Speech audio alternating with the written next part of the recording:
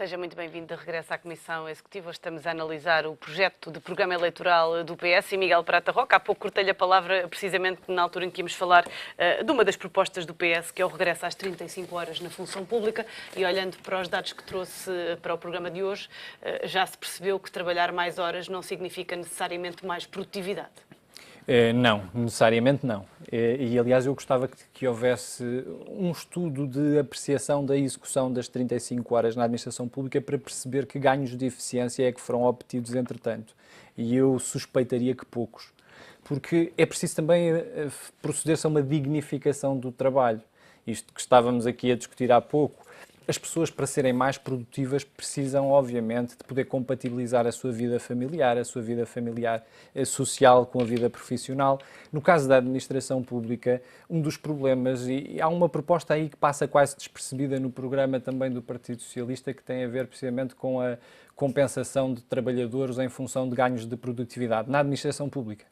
Mas isto tem sido sempre visto com muita cautela, porque na administração pública, obviamente, vigora o princípio da legalidade, o princípio da igualdade, o princípio da progressão por concurso, e, portanto, isso pode ser sempre interpretado como uma forma das chefias premiarem aquele funcionário que lhe é mais próximo. E há sempre alguma suspeição em relação à administração pública. Mas, por exemplo, há um conjunto de medidas de simplificação que podem trazer ganhos também de competitividade às próprias empresas. Há várias medidas aí pensadas na lógica do simplex, que no fundo está quase que em águas de bacalhau ao longo destes 4 anos, que passam por medidas tão simples como: porque é que nós temos que permanentemente ir renovar documentos à administração pública e essa renovação não é feita automaticamente? Bem entendido, tem que haver um controle para saber se eu continuo a ter os meus mesmos dados físicos de identificação, mas isto não exige que eu, cada vez que renove documentos, precise de me dirigir diretamente à administração pública para o fazer. Posso o fazer através de uma assinatura digital, através de uma fotografia certificada por notário ou por advogado.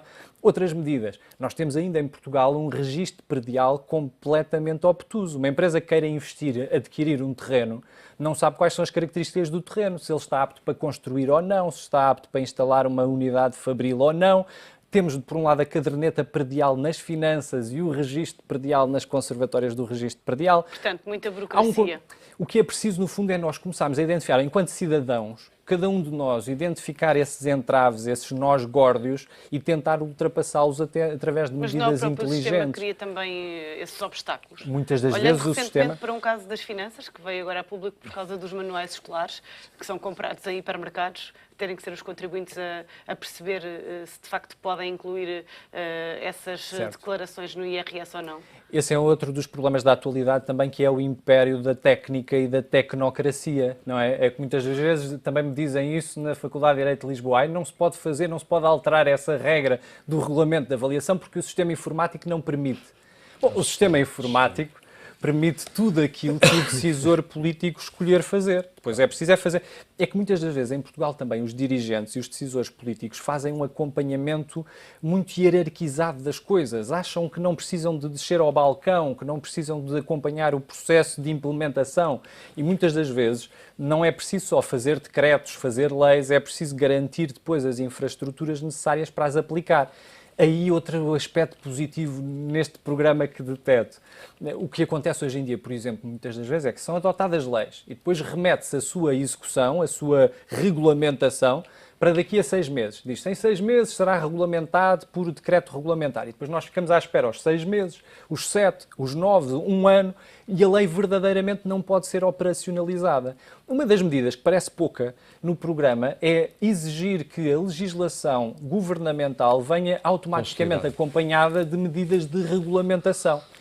Outros aspectos, por exemplo, positivos no programa, a questão do acerto de contas fiscal entre os cidadãos e a administração pública. É inadmissível que eu seja credor da administração pública e, ao mesmo tempo, a administração pública possa penhorar bens meus para obter uma dívida que eu ainda não paguei. Mas verdadeiramente não é uma dívida, não é? Imagina que eu tenho um contrato com uma administração pública de prestação de serviços, a Câmara tal ainda não me pagou e eu tenho que pagar X de imposto de IRS. Porque é que eu não posso fazer uma compensação automática nessas verbas?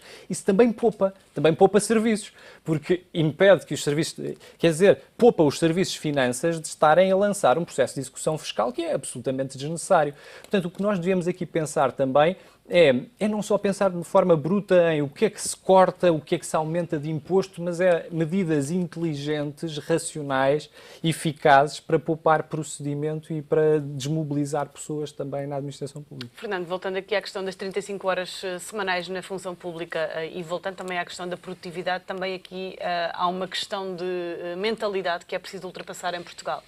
Tal como nós estávamos a falar há pouco, aqui em sede de intervalo, eu acho que não há tanto aqui um problema daquilo que são as horas obrigatórias ou aquilo que são as horas que cada um tem que trabalhar no âmbito dos seus serviços. Isto trata-se precisamente de uma questão de mudança de mentalidade.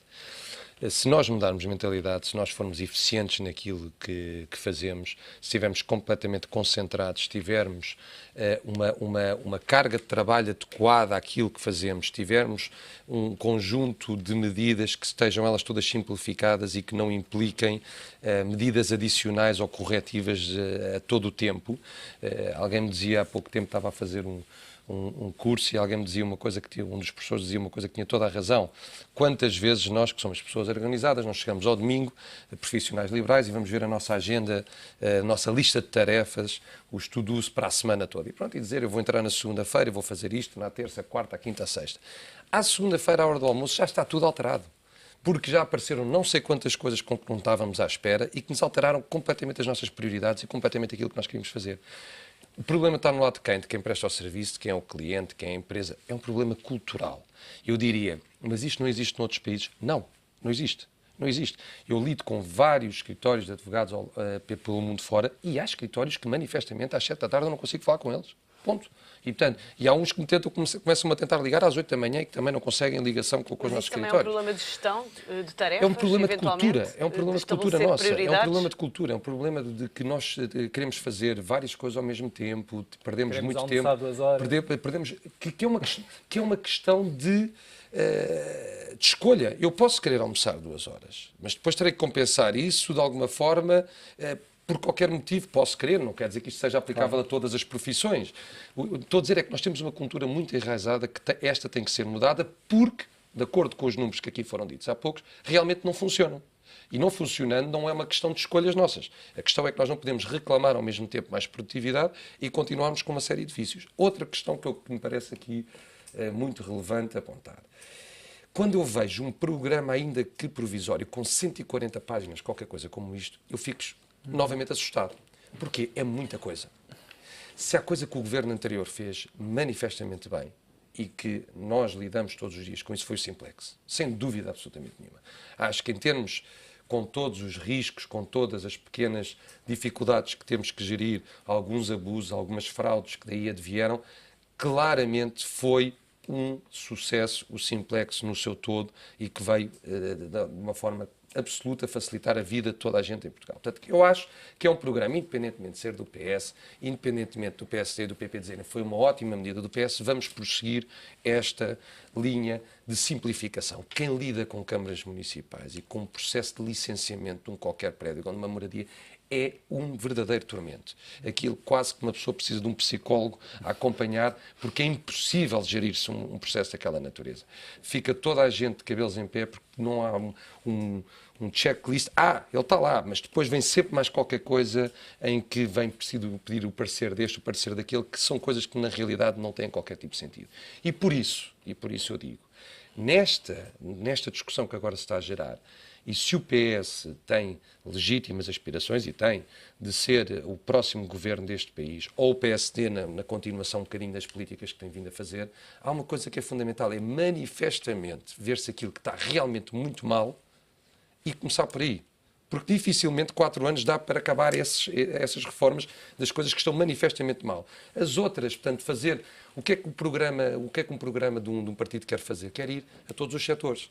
Eu sou advogado e vou para a Justiça. E vou ver à Justiça e digo concordo, estes senhores têm o meu voto. Depois vêm os médicos, a mesma coisa. Depois vêm os estudantes, a mesma coisa. E assim, sucessivamente. Não deve ser assim. Eu acho que nós devemos ter um conjunto de preocupações em começar, em primeiro lugar, pelas que são realmente muito graves e que têm que ser resolvidas e que estão ao nosso alcance As resolver. prioritárias. Porque nós não vamos resolver uma questão da produtividade já. Temos que começar a fazer pequenos passos para isso. E este é o grande desafio que se coloca a um homem experiente como António Costa, que é muito experiente, e é que se coloca a uma aspiração de uma coligação que se quer lá manter. Independentemente do partido, somos nós todos portugueses que estamos aqui em causa. Olha, António Costa propõe também a devolução de cortes de salários na função pública. Isto vai ser possível? Ou seja, como é que António Costa vai compensar uma medida como esta? Em primeiro lugar, não me parece que seja uma promessa, parece-me que é uma exigência constitucional e, aliás, no fundo, na sequência daquilo que é uma decisão do próprio Tribunal Constitucional. Aliás, até se pode duvidar se a devolução faseada 40% no próximo ano e 40% em 2007, se ainda é compatível com a jurisprudência do Tribunal Constitucional, porque o problema, também temos que falar destas coisas de uma forma muito clara. Uma situação de urgência é quando eu queimo o arroz em casa no fogão, não é? Aquilo deita fumo, eu preciso de apagar o fogo e aquilo fica a cheirar mal durante uns minutos, mas depois resolve-se. O problema é que nos disseram que havia uma situação de urgência em 2010 e foi José Sócrates que o disse. Nem sequer foi este governo. Estávamos numa situação de urgência. Depois andámos de PEC em PEC e as medidas eram supostamente para acabar no ano a seguir. Vamos atacar agora para resolver os problemas e para depois haver crescimento económico, para depois haver crescimento de emprego. E isso nunca chegou verdadeiramente. Quanto à devolução de rendimentos às pessoas, parece-me, neste caso, que é uma exigência de respeito pelo princípio da igualdade e do princípio da confiança jurídica. Porque se é admissível, do ponto de vista do direito constitucional, restringir direitos temporariamente, quando há uma crise conjuntural cíclica, não faz sentido que essa restrição de direitos permaneça depois dessa crise ser ultrapassada. Mas também há críticas por E o parte PEC do 5? Governo que se as medidas... Volta tudo atrás e, eventualmente, volta também a Troika. Mas o meu problema é que eu acho que nós continuamos a voltar para trás, porque nós tínhamos uma dívida pública de 93% em 2010 e temos agora uma dívida pública de 130%. Eu não vejo grandes vantagens nesta política. Porquê que estamos nesse acréscimo de dívida pública? Porque não estamos a gerar riqueza, porque o PIB baixou. Mas também o PIB baixou em 3 anos. Foram contempladas despesas no perímetro do Estado que não estavam contempladas anteriormente. Em alguns casos, e houve outras que não. No caso do apoio, por exemplo, ao BPN e ao BES, elas não estão contabilizadas. Portanto, estamos ela por ela a esse propósito. Mas em relação às medidas do PS, eu acho que elas também podem ser demasiado otimistas nesta perspectiva. A devolução a tática do PS é: vamos dar um choque de rendimento. Houve o choque tecnológico em 2005, agora parece que a medida é o choque de rendimento. Com esse choque de rendimento os portugueses vão consumir mais? Se esse choque... Bom, isso é não conhecendo as ruas, porque as pessoas que ganham 505 euros, se receberem mais 10 euros de rendimento por mês, vão gastá-lo de certeza. Isso é garantido? A dúvida a minha dúvida é, mas vão gastá-lo adquirindo bens produzidos em Portugal ou vão gastá-lo adquirindo bens importados? E esse é um problema. Um dos riscos deste programa é nós estarmos a dar rendimento às pessoas para aumentarmos as importações. E nós estamos numa fase em que, do ponto de vista das importações, uma das grandes nossas fatias de importação é a aquisição de energia, designadamente produtos petrolíferos, e o petróleo agora está bastante baixo a níveis comparativos. E, portanto, basta uma subida dos níveis de petróleo e, por exemplo, a instabilidade no Médio Oriente, com o ISIS a intervir em vários estados, pode eventualmente explotar essa subida do preço do petróleo. Depois é assim, este programa de investimento do BCE também só dura até dezembro de 2016 e, portanto, mais tarde ou mais cedo vamos ter taxas de juro a subir, não só da dívida pública, mas também as taxas de juro diretoras, designadamente a Euribor. Uma das coisas que tem contido em Portugal a crise social é que, apesar de tudo, as prestações de casa, de habitação permanente, têm estado a descer consecutivamente. E, portanto, as pessoas têm perdido rendimento, mas acomodam... Eu estou a falar da classe média. Alívio. E, portanto, aí tem algum alívio. E, portanto, há aqui alguns fatores de incerteza que, claro, um governo tem que ter a flexibilidade para reagir caso a caso nessa perspectiva. Portanto, eu também não... Eu acho que é positivo tentarmos uma nova estratégia, porque eu acho que aquilo que se tentou fazer foi contrair o consumo interno a tal ponto de conseguíssemos equilibrar a balança comercial, só que esse equilíbrio da balança comercial é um equilíbrio fictício, porque foi feita à custa do esmagamento do investimento privado, do investimento público e dos rendimentos das famílias. E Churchill, por exemplo, dizia assim: de que é que nos vale vencer a guerra se depois não pudermos promover a cultura? E a ideia é um pouco essa. O que é que nos interessa vencer a austeridade se depois deixamos de ter direitos sociais, de termos tempo para lazer, temos cultura, temos acesso generalizado à tecnologia? Uma sociedade civilizada, ocidentalizada, tem que saber conviver com estes dois objetivos: rigor orçamental, mas também progresso e qualidade de vida. Fernando, já vimos aqui alguns dos riscos que comporta o programa do PS e que outros riscos? Há o risco de, por exemplo, haver uma reversão no processo de privatização da TAP? Aparentemente, aquilo que é defendido publicamente parece que sim, não é? Portanto, se houvesse aqui...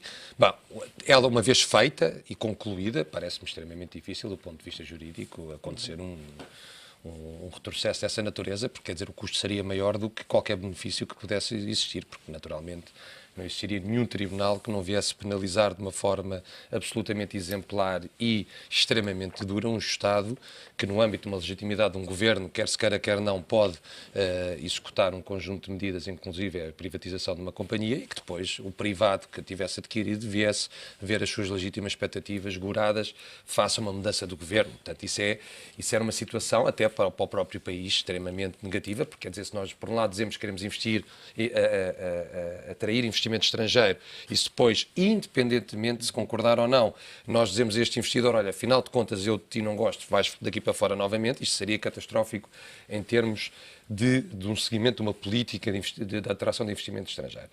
Eu gostaria de terminar dizendo apenas isto, que acho que há uma realidade que todos nós compreendemos. Quando nós estamos a falar do setor privado, uma empresa em particular, aquilo que são as nossas PMEs tipicamente entendidas, quando deixa de ter fontes de financiamento, porque não tem os rácios de capitais próprios que são exigíveis para obter esse financiamento, e que tem um conjunto de funcionários que deixa de ter trabalho, deixa de ter dinheiro para os pagar, naturalmente vai ter que ir para uma insolvência.